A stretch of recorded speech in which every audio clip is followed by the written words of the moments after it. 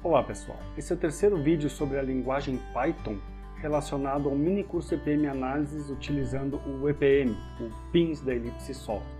Nesse vídeo vamos ver algumas IDEs utilizadas para análise de dados e na sequência vamos aprender como criar os nossos próprios módulos para posterior uso nestas mesmas IDEs ou nos ambientes integrados ao Python que o EPM oferece. Vamos lá?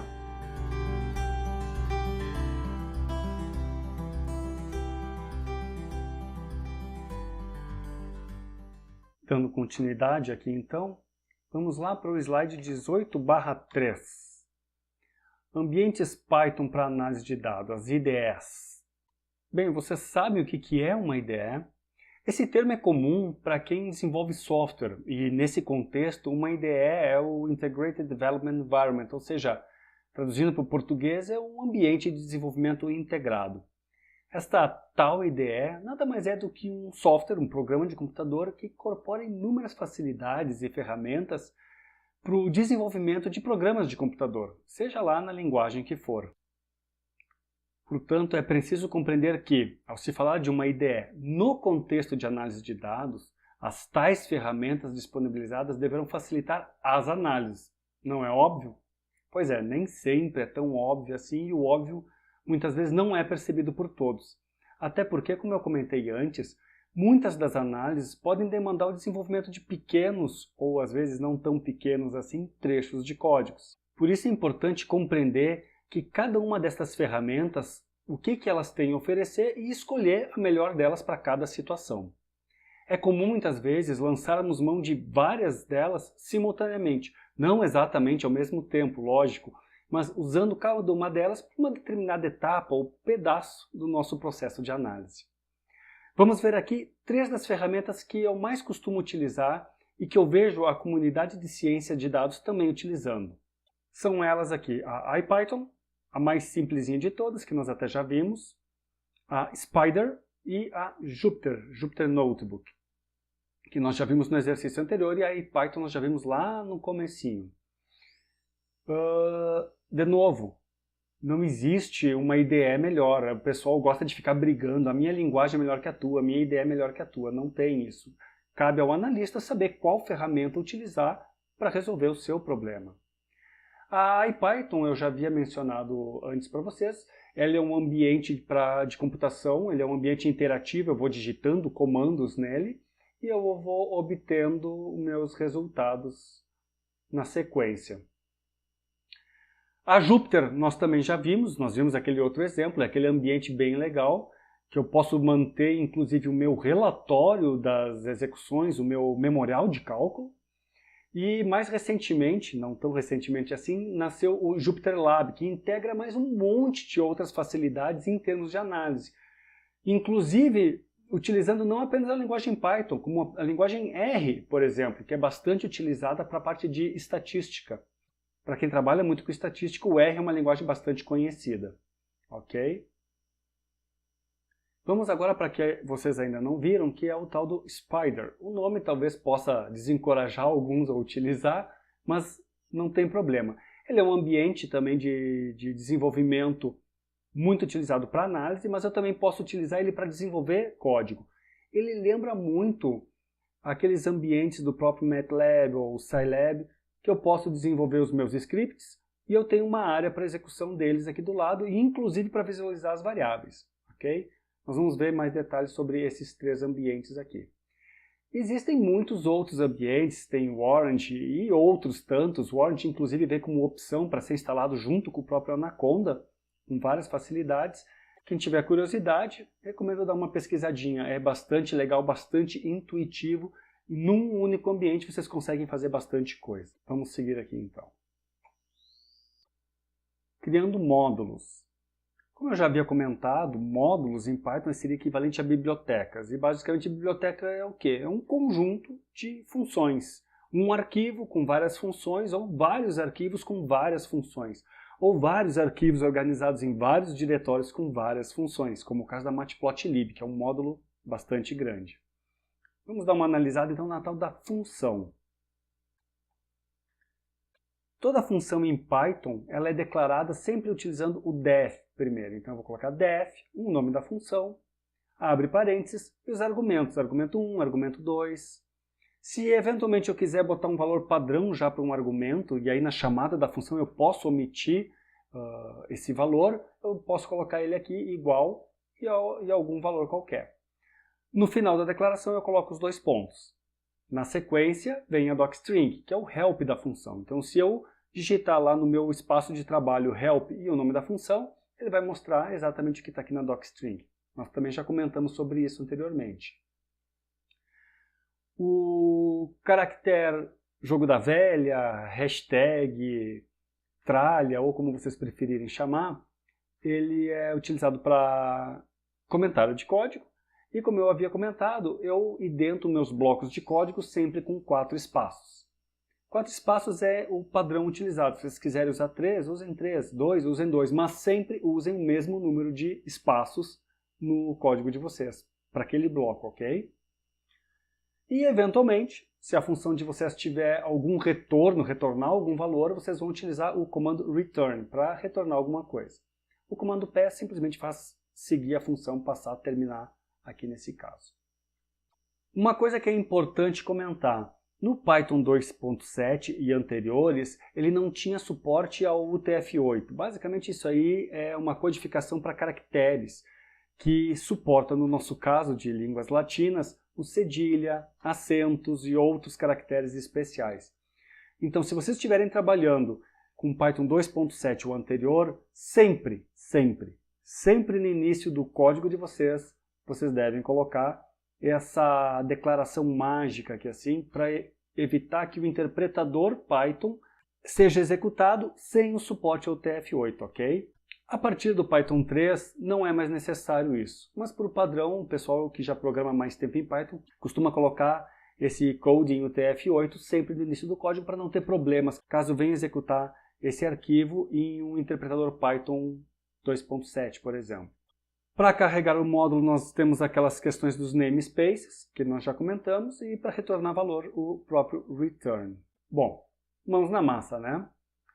O nosso exercício aqui é para criar um módulo com uma função apenas, só uma função. E essa função ela deve fazer o gráfico de uma parábola. E essa função nós vamos colocar num arquivo que eu vou chamar lá de c:/mylibs. Tá? Bem sugestivo, né? Minhas bibliotecas. A equação da parábola, para quem não lembra, está aqui assim. E eu vou botar aqui os parâmetros padrões já, se vocês quiserem colocar na função de vocês. Minha dica para vocês é utilizar o Spider. Então, quem quiser agora, dá uma paradinha e tenta resolver esse exercício e na sequência retorna para o vídeo para ver como nós aqui vamos resolver, ok? Pare o vídeo aí um pouquinho. Não parou o vídeo? Ok, não tem problema. Vamos fazer junto então. Eu abri o Spider, vocês têm várias configurações que vocês podem botar nele aqui assim. Quando vocês abrem, ele já vai criar para vocês um arquivo prontinho, padrão, colocar a data de criação e o autor. E notem que ele também já coloca aquele code em UTF-8, mesmo eu estando utilizando o Python 3, que é o que ele mostra aqui no console integrado. Esse console integrado, sim, é do IPython. Olha que legal. Então eu estou num ambiente que está incorporando o IPython aqui dentro, né? Bom, para ficar mais fácil, eu não vou ficar digitando aqui linha por linha. Eu vou copiar. Eu já tenho aqui o meu códigozinho temporário que eu criei há pouco. Vamos copiar. E vamos colar lá no Spider. Ctrl A, Ctrl V. Está aqui. Como vocês podem ver, eu criei há pouco esse arquivo de exemplo também. Vamos analisar o que esse arquivo vai fazer. Vamos fazer um zoom aqui. O zoom é Ctrl, rodinha do mouse, tá? Zoom in e zoom out. Então aqui, o que eu estou fazendo? Eu estou fazendo um print dizendo que eu estou importando o módulo que eu chamei de MyModule para o minicurso CPM Análise. Eu tenho a definição da minha função parábola, que recebe como argumento o x, que vai ser um vetor, os parâmetros que eu vou utilizar na minha parábola, aqueles que eu coloquei ali no slide, e eu botei aqui um parâmetro adicional que eu chamo de plot result, que é igual a true, ok? Todos esses parâmetros aqui eles têm um valor padrão, então se eu quiser chamar parábola, eu não preciso passar cada um deles, eu posso passar simplesmente o meu vetor. Na sequência vem a minha docstring, que eu explico sobre o que se trata essa função, caso alguém digite um help aqui no meu terminal do IPython. E aqui tem um exemplo, nparrange, eu crio um vetor de -10 a 11, e aqui eu executo esse vetor passando x, 1, 3 e 4. Tá? Não é esses parâmetros daqui, é um outro que eu inventei. A minha função faz o quê? Executa a parábola. Y é igual a vezes x ao quadrado, lembrem, vezes vezes, e não sinal de circunflexo, mais b vezes x mais c. Se o plot result for true, ou seja, aqui, eu vou fazer o plot xy. E aí eu vou usar o comando show, porque a matplotlib ela sempre faz o plot do gráfico, mas ela não mostra esse resultado, ela vai preparando esse ambiente para depois, posteriormente, renderizar e apresentar em algum ambiente, seja uma outra janela, seja nesse próprio ambiente aqui, seja aonde for. Então, eu sempre preciso fazer o show depois. E retorno também o meu vetor y aqui. Ok? Bom, mas antes eu preciso criar o meu diretório cmylibs, conforme o exercício. Então, Windows R, cmd, cd, c, 2 pontos. Vou lá para a raiz do C. mkdir mylibs. Acabei de criar um diretório que se chama mylibs. cd mytab, aí ele autocompleta para mim, libs. O que que tem aqui dentro? Nada, está vaziozinho. Então vamos salvar esse nosso arquivo lá dentro desse diretório que eu acabei de criar. Não gostam do terminal esse? Não tem problema. Criem lá usando o Windows Explorer mesmo. Dá na mesma coisa. Então vamos lá. MyModule. Eu vou copiar já o nome aqui para não precisar ficar digitando. E já venho aqui. File. Save as. E aqui eu vou vir aqui. C, 2 pontos. MyLibs. Ok. E o nome dele é este aqui. MyModule.py. Salvei lá. Ok? Bom, o que é legal desta ferramenta, do Spyder? Se eu chegar aqui e clicar em Run, ou F5, ele vai executar. O que significa executar este arquivo? Neste caso aqui que ele tem o IPython integrado, ele vai carregar esta biblioteca como se ele tivesse feito o import dela e já vai definir que o diretório de trabalho é exatamente esse aqui, cmylibs. E nota que ele já fez o import, tanto é que ele já imprimiu aqui na tela a importação do meu módulo esse aqui. Ok? Inclusive na época que eu fiz isso aqui, originalmente eu escrevi até em portacão para não ter problemas com isso aqui, tá? Que era Python 2.6, uma coisa assim. Bom, vamos lá. Importei aqui. Significa que eu já tenho a parábola aqui e já fiz esses importes aqui neste meu espaço. Então eu não preciso mais fazer import. Ele já executou isso para mim. Existem outras formas de executar esse arquivo, inclusive através de um terminal de comando, como o cmd ou PowerShell, por exemplo. E aí a gente vai usar outros artifícios, mas a gente vai ver isso mais adiante. Por hora, vamos só usar esse script como se fosse uma biblioteca, com os nossos arquivos. Então aqui, conforme o exemplo, eu vou criar um vetor. X é igual a np.arange. E notem que legal, quando eu abrir o parênteses, ele já me diz, olha, start, stop, step. Isso aqui é da própria função arrange, ele já está me dizendo. Nesse exemplo aqui, desses parâmetros padrão, eu vou botar de -1 a 7. Fecha. Acabei de criar um novo vetor x. Outra coisa legal desse ambiente, olha só. Variable Explorer. Se eu clico aqui, ele já mostra ali numa tabelinha todas as variáveis que eu já tenho declarado nesse ambiente. No caso, o x é um vetor de -1 a 6. Exatamente aquilo que nós já havíamos comentado sobre o arrange do NumPy, né? Segundo passo é executar nossa função. Y é igual a parábola. Olha, eu recém criei essa função aqui. Como eu já importei a minha função para cá, eu já tenho ela aqui assim, x e os demais parâmetros, ok? Os demais parâmetros eu vou usar o padrão, então eu só vou passar o x aqui para ela. Por padrão, o plot result é true. Então ele deve plotar o gráfico aqui para mim. Então quando eu digitar Enter, ele já plotou e já trouxe a variável aqui. E ele já abriu aqui assim, do lado, informando que tem uma janela aberta. Está aqui o meu gráfico. O que é legal de plotar na Dialog? Eu tenho essas ferramentas aqui de zoom, zoom in, volta para o padrão, para o inicial, posso mover. Ah, Maurício, mas está feia essa tua parábola, olha, parece um lig-lig feio. Sim, se vocês colocarem aqui um espaçamento maior entre esses pontos, ela vai ficar bem bonitinha visualmente, mas vai continuar sempre sendo lig-lig de pontos, tá? Não existe mágica nesse caso aqui, tá bem? Bom, mas eu não quero o meu gráfico aqui, eu gostaria de que o gráfico ficasse aparecendo aqui. Então, bem simples, olha só. Eu vou lá no Tools, Preference. Tem um monte de coisas que vocês podem configurar aqui. Eu vou lá no meu console Python, na parte de gráfico. Eu estou pedindo para uma biblioteca, que é a tal da Qt5, que a gente vai ter alguns vídeos extras mais adiante, que serve para fazer interfaces gráficas utilizando essa biblioteca. É muito legal. Mas vamos ignorar isso por hora e vamos botar aqui inline. Ou seja, toda vez que eu fizer um gráfico, eu não quero que ele abra numa janela, né? No caso, aquela janela é uma janela feita em Qt5, PyQt5. Eu quero que ele mostre aqui, coloquei inline. Só que se eu mandar executar de novo, ele vai continuar abrindo essa janela. Por quê? Porque eu preciso fechar e abrir o Spider. Vamos lá? Fechei o Spider e abri novamente o Spider. Novamente eu preciso executar para ele importar esse meu módulo e já definir esse caminho para eu poder utilizar ele. Então vamos lá. X é igual a np.arrange -1 a 7. Y é igual a parábola x. Só para relembrar, eu estou botando direto parábola aqui, porque quando ele importa o módulo, ele importa nome do módulo asterisco, lembra? Ou seja, importa tudo, o que não é uma boa prática. Mas se eu estou nesse ambiente de análise, é uma boa prática, facilita muito a minha vida se é para fazer só esse tipo de coisa. Então, sempre bom senso, ok?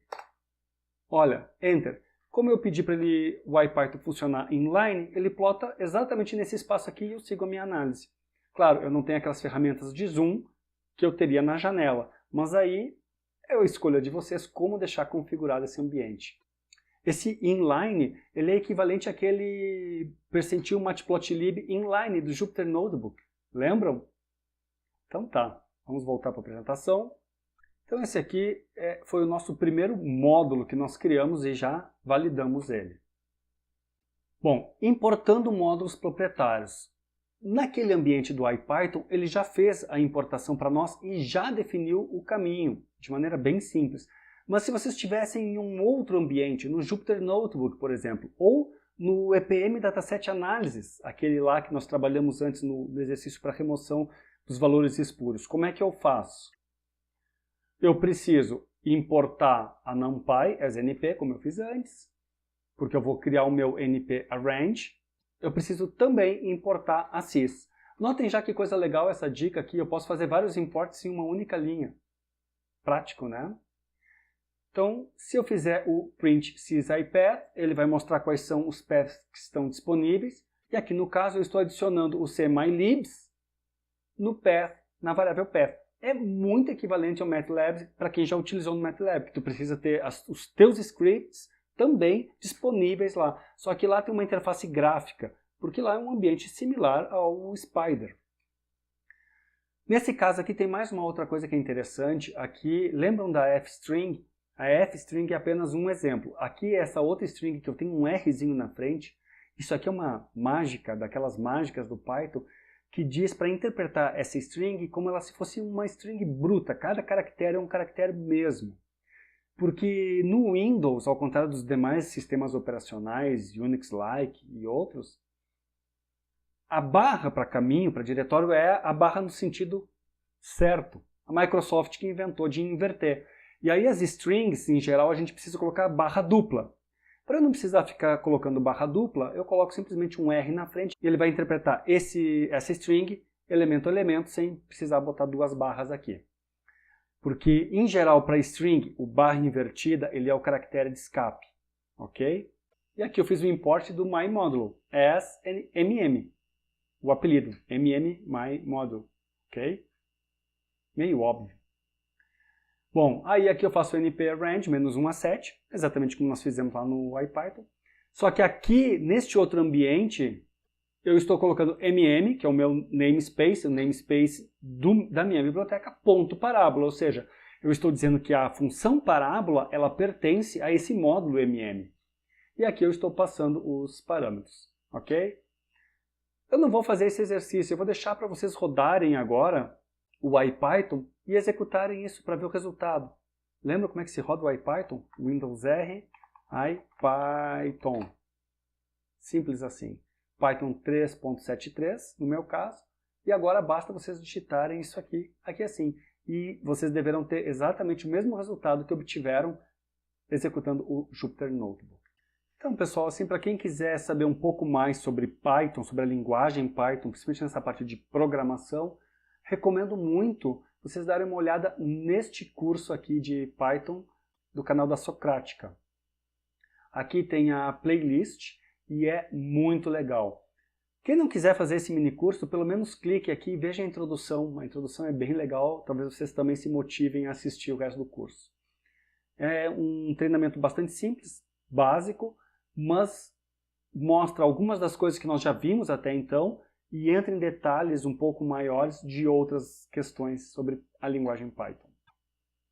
E aqui então, fecha parênteses, linguagem Python. Vamos voltar no próximo vídeo para o dataset análise e aqueles ambientes então que tem o Python integrado para nos facilitar nas análises. Aqui se encerra então a nossa breve introdução à linguagem Python. Basicamente o que vimos até aqui são os pré-requisitos para podermos avançar ainda mais no uso desta linguagem para análise de dados de processo. Neste vídeo apresentamos rapidamente uma visão sobre as IDEs mais utilizadas para análise de dados de processo, e aqui mais utilizados sob a perspectiva da minha experiência pessoal, ou seja, que eu vejo as pessoas da área de ciência de dados utilizando. Não fiz nenhuma pesquisa científica para poder afirmar isso dentro de uma faixa de confiabilidade, ok? Aqui termina essa pequena introdução à linguagem Python. Vimos apenas o básico, o mínimo necessário para poder seguir acompanhando e fazendo os exercícios que serão ainda propostos nesse mini curso. Se acharem pouco, por favor, coloquem aqui nos comentários o que mais gostariam de ver. Mas lembre-se, coisas básicas de Python, tá?